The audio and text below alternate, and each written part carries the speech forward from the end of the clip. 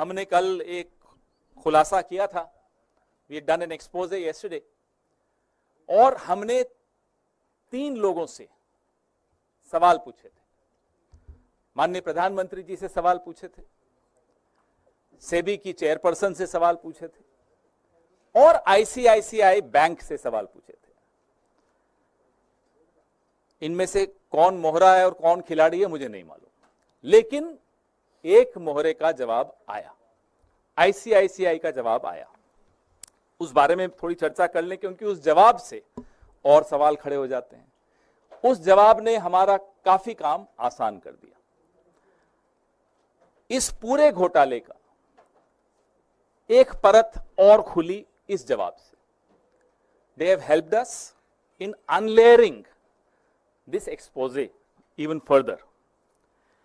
तो आईसीआईसीआई कहता है कि माधवी बुच जी को जो उनका कार्यकाल था आईसीआईसीआई में, उसका रिटायरल बेनिफिट मिला, तनख्वाह नहीं थी, ये सेवानिवृत्ति के पश्चात जो उनको पैसा देना था वो था।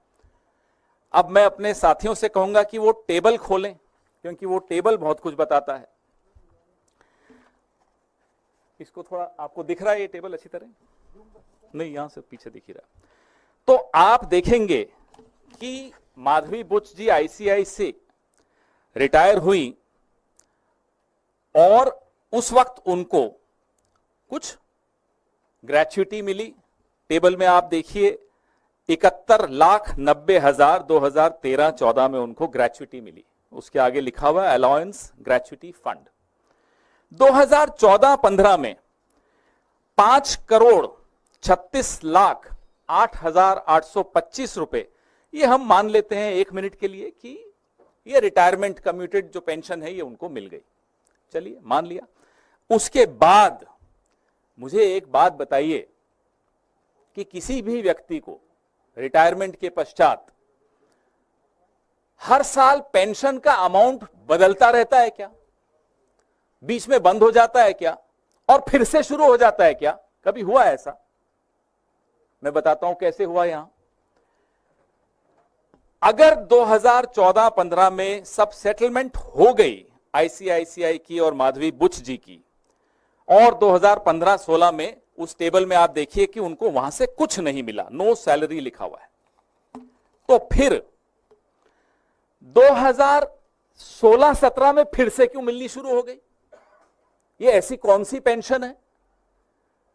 सेटलमेंट हो गया, 5 करोड़ के लगभग आपने दे दिया, ग्रेच्युटी आपने दे दी, फिर आपने देना बंद कर दिया, लेकिन 16-17 में फिर से शुरू कर दिया। ये बड़ी चमत्कारिक पेंशन है, फिर से मिल गई। ना केवल इतना, अब मैं आपको इस टेबल पे फिर से देखने को कहूंगा।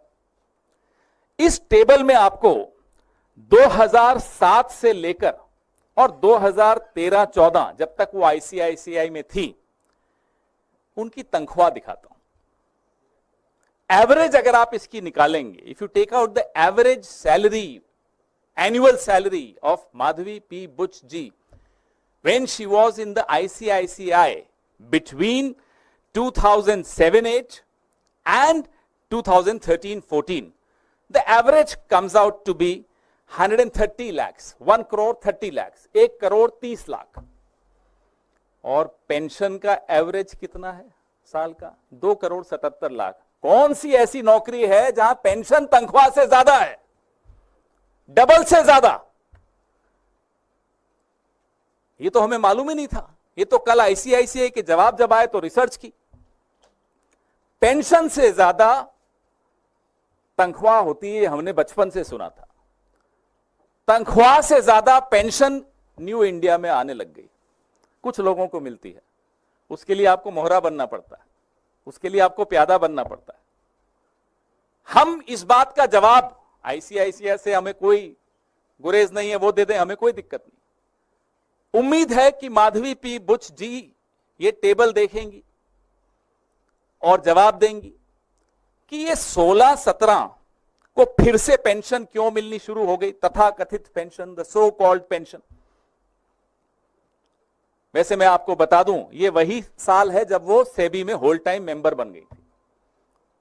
तो जब सेबी में वो होल टाइम मेंबर बन गई तो फिर से तथाकथित पेंशन मिलनी शुरू हो गई। और पेंशन कितनी? 2,77,00,000 औसत एवरी ईयर।